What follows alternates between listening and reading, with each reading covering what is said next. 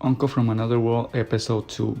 And just like the first episode, and just like it is the nature of the anime, well, this second episode is a lot like the first one, in the sense that it basically gave us more interaction between the uncle and the nephew. And I think that for the most part will be the theme, the topic, what will happen throughout all these episodes that will be premiered. And I mean, that is not a bad thing, because I actually do enjoy the interaction that they have. It is a pretty funny episode and a pretty funny anime until this point, to be honest. So yeah, I mean, this second episode introduced us into new characters, into a new character, or well, I should say two, because in reality it was the isekai girl and it was the real girl. Fujimi, I think it was the name of the friend of Takafumi. Yeah, I think that is his name, if I'm not mistaken. And yeah, we get the introduction of this new character, which is the blue hair girl, and we get introduced into Fujimiya, which is the real life friend of Takafumi, which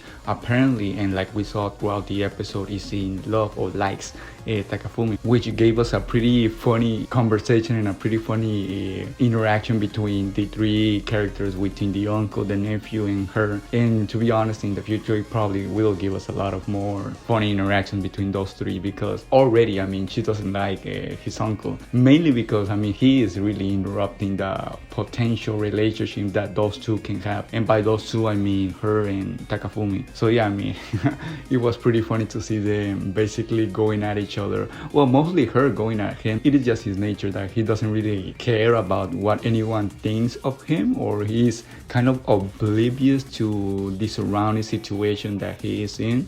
Because, I mean, again, in this episode, he interacts with the blue hair girl, which, if I'm not mistaken, her name is Mabel. He is interacting with her, and apparently, I mean, he has to carry out a mission, and he does it actually, but in a weird sense, because he carries out the mission in a way, but at the same time he doesn't, because I mean, the mission was to get the girl Mabel to get some sort of item to her in order for her to be free from her past and be happy. But and at the same time, the mission was for him to do that, for him to receive the sword, that she intended to give him at the end of the episode. So that was basically the mission, in order for him to defeat the dragon, the blaze dragon, I think it was called, something like that. And he does it, but in a weird way, because he actually goes straight into fighting the blaze dragon and actually defeats him. So he does one part of the mission, but the other part of the mission is left uncompleted. So yeah, I mean, even the one that gave him the mission is kind of like on pace and kind of surprised that way he handled the mission. So yeah, I mean, it was pretty funny to also see that. And yeah, we get to see Mabel again at the end of the episode. I don't know if it was at the end, but at the half part of the episode, interact with the uncle and basically trying to gain advice from him, because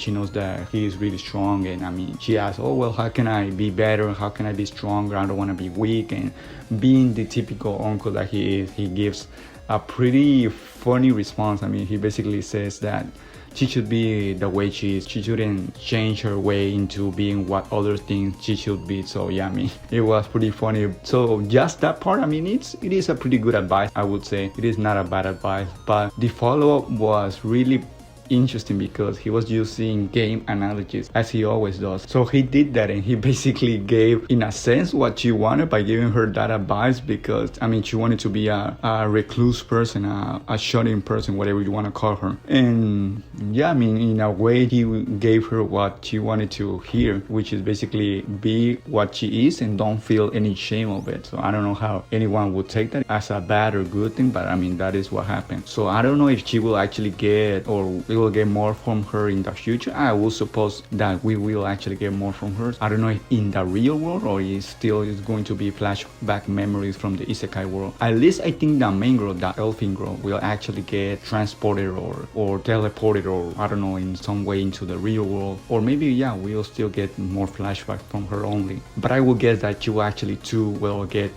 transported or something like that into the real world, because that gives us a lot of potential interactions, potential funny funny interactions, to be honest. And it is pretty funny too that in the episode Takafumi was almost thinking that he was going to comprehend what a tsundere was, because he even admits himself down that he watched Evangelion. So Takafumi was thinking, oh yeah, maybe he will understand now finally the concept of a tsundere, that the elfin girl actually did like him. And it was all the opposite. I mean, he got it completely wrong, because he thought that Asuka was in love with somebody else that actually wasn't. And I mean, that was basically the end of the hope of the dream that Takafumi had for him being finally able to understand what a tsundere was. But of course, it wasn't that case. So I mean, it is a pretty funny episode. A lot of things happen in the episode, and to be honest, this anime is a weird anime in the sense that it is not bad, because I would say it is actually all the opposite. I actually enjoy the anime a lot, but I don't know if I will continue to do episode reviews of the anime, because like I said already, it is not a bad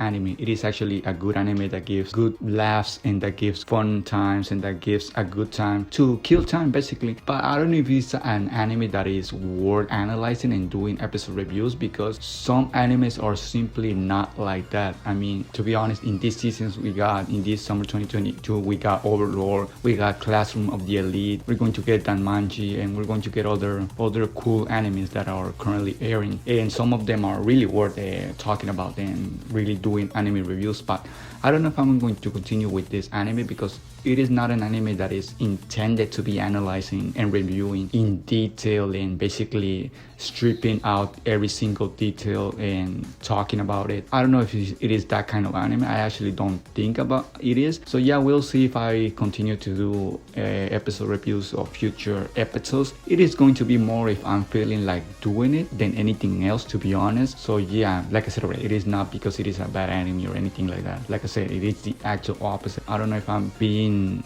understood, but yeah, those are my thoughts of the anime until this point. But yeah, I mean, I guess I will see you maybe not in the next episode review.